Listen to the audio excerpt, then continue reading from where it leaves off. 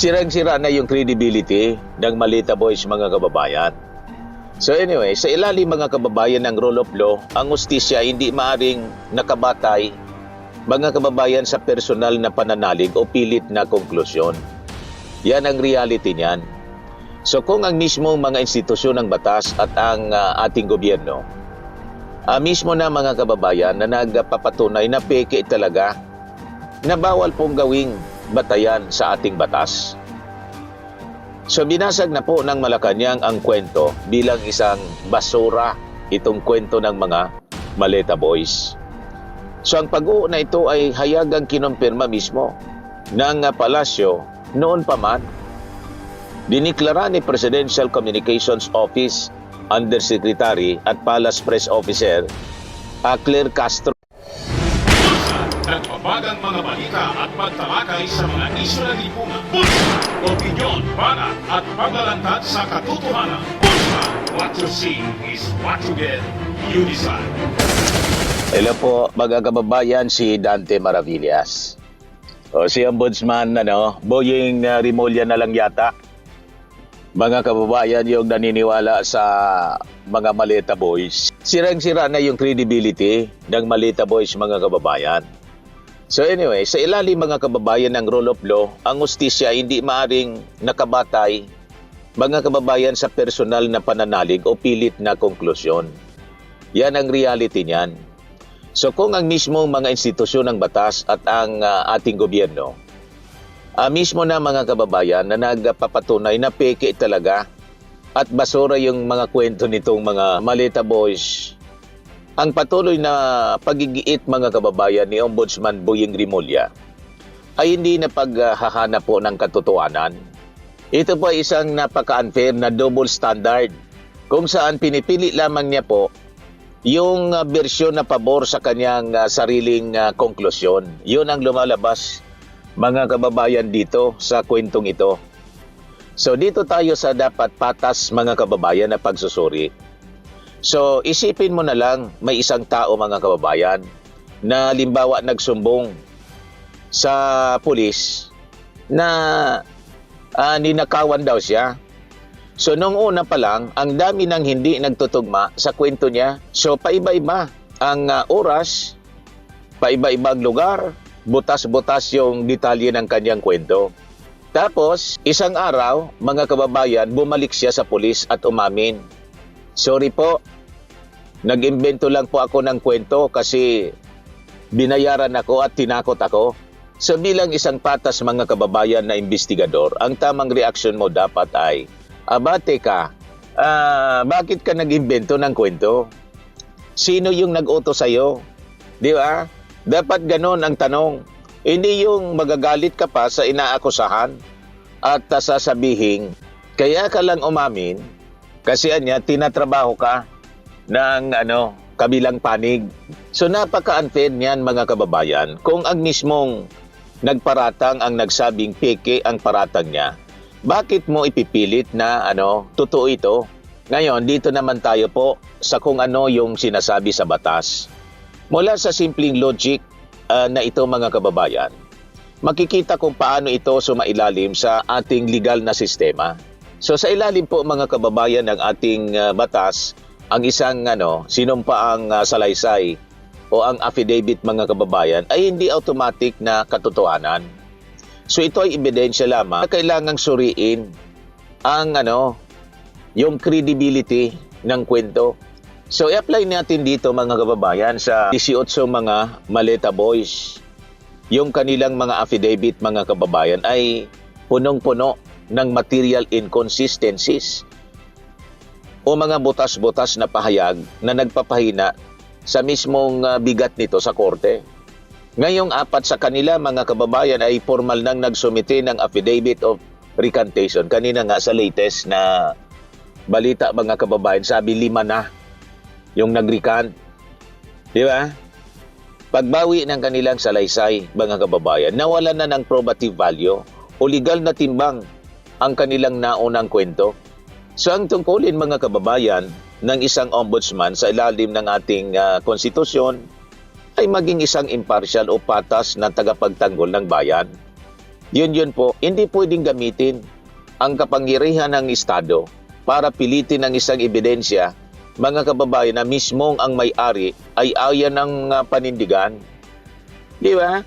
So dahil mga kababayan sa mga legal na realidad na ito, dito lamang lumilitaw ang malaking lamat sa lohika, sa logic, mga kababayan, ni Ombudsman Remulla.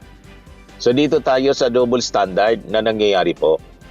So noong naninira ang Maleta Boys kina dating Speaker Martin Romualdez at iba pa na personalities, kabilang na yung ating Pangulo, itinuturing niya agad silang credible.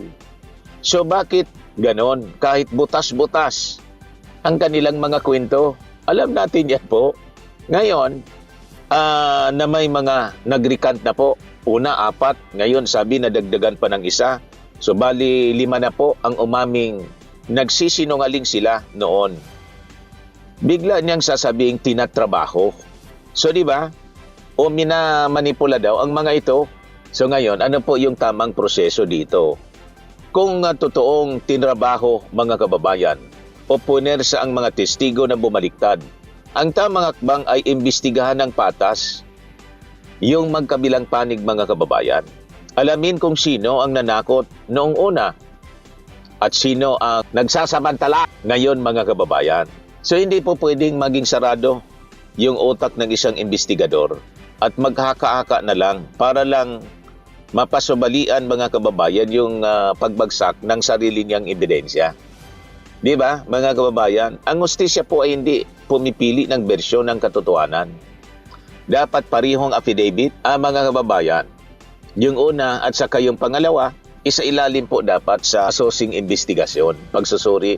So ngayon, upang maunawaan po kung bakit naging butas-butas yung kaso, narito ang mga opisyal na hakbang at pahayag mula sa mga sangay ng gobyerno na nagpapatunay po na hindi lang ito opinion kundi katotohanan po. So giba na po ang pundasyon mismo. Dahil sa 5 na pong mga saksi ang formal ng umamin na pinilit sila gawa-gawa lang at produkto ng pananakot ang nauna nilang kwento. So, with this, tuluyan na pong gumuho yung kaso. So, yung proseso mismo, mga kababayan, ang may duna ngayon. Kung ang mga testigo ay nakuhanan ng mga pahayag dahil po sa pressure, ang ebidensyang iyon ay itinuturing na bunga ng nakakalasong puno o fruit of the poisonous tree na bawal pong gawing batayan sa ating batas. So binasag na po ng Malacanang ang kwento bilang isang basura, itong kwento ng mga Maleta Boys. So ang pag-uuna ito ay hayagang kinumpirma mismo ng palasyo noon pa man.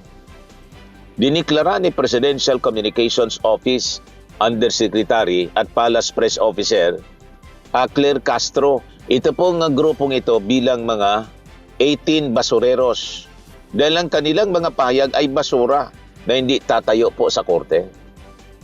Ngayon, binigyan din po ni Jose Castro ng pagbawi ng mga testigo ay nagpapatunay na ang kanilang mga naunang aligasyon po ay mga imbentong kwento lang po na bahagi ng political destabilization laban sa Marcos administration. Now, dito tayo sa pagtahak ni NBI Director Melvin Matibag at saka ang issue ng suhol. Hindi lang po yung Palasyo Malacanang, mga kababayan, ang nagbasura sa kanila, kundi pati ang pangunahing investigative arm ng ating bansa, yung National Bureau of Investigation mismo. Tahasan pong diniklara ni NBI Director Melvin Matibag na ang Maleta Boys ay mga unreliable witnesses po o hindi mapagkakatiwala ang saksi batay sa opisyal na investigasyon ng kawanihan. So lumabas din, mga kababayan, sa investigasyon ang seryosong aligasyon na pinangakuan o binayaran ng hanggang 5 milyong piso ang mga testigong ito para lamang mag-imbento ng kwento laban sa mga opisyal ng ating pamahalaan. So kriminal na kaso mula, mga kababayan, sa gobyerno ang naging hatol ng DOJ. Dahil sa mga napatunayang kasinungalingang ito, opisyal po, mga kababayan, na umaksyon ang hustisya laban sa kanila. Inaprobahan mismo ng Department of Justice ang mga kriminal na kaso laban dito sa mga tinaguriang Maleta Boys. At sa kanilang abogado para sa perjury, saka po cyber libel. So kung ang buong sistema, mga kababayan, ay matagal nang bumitaw dahil napatunayang sinungaling itong mga Maleta Boys, bakit po si Ombudsman Boyeng Rimulya, siya na lang po, mga kababayan, ang nagpopumilit na kumapit sa basurang ebidensya? So yun ang tanong, mga kababayan. Scamming and lifting cream, pinapahid po sa mga pulses in affected area. Mainam po sa paninigas ng mga kaso-kasuan. Ito naman po, Automax Radiant Serum. Sa mukha naman yung application, anti-aging po siya. You will look 10 years younger than your age. Sa mga cancer patients naman po, baka lang gusto ninyo itong itry. Naing siya red mixed fruit drink. Hindi mo po siya gamot, food supplement siya. Kaya lang, gawa siya, mga kababayan, sa goji berry. Yung goji berry may anti-cancer properties. O ngayon, yung mga inquiries ninyo, dumiritso na lang kayo sa aming messenger sa Facebook para masagot namin agad. Ayos pa? Ayos na ayos niya, Mr. Maravilla. Sa mga nagana po ng malinis and spacious fitness gym, pumunta lang po kayo sa aming Colossal Fitness Gym. May Grab ka rental din po kami. But anyway, ito po pala yung aming bagong product na binibenta online. I am worldwide amazing pure organic barley powdered drink mix from Australia. Negosyo to ng aking anak na architect entrepreneur Riz Maravillas. Ayan po. Kontakin na lang po ninyo siya, Riz Maravillas on Facebook. Ang mga health benefits niya: boost immunity, improves digestion, enhance energy levels, packed with antioxidants, prevent cancer. Ito naman po yung bago naming product na binibenta online. Eye Glow Serum, whitening po siya. Tingnan ninyo yung epekto sa aking anak na architect before and now. Yung mga inquiries po ninyo, dumiretso na lang kayo sa kanyang Facebook account, Riz Maravillas.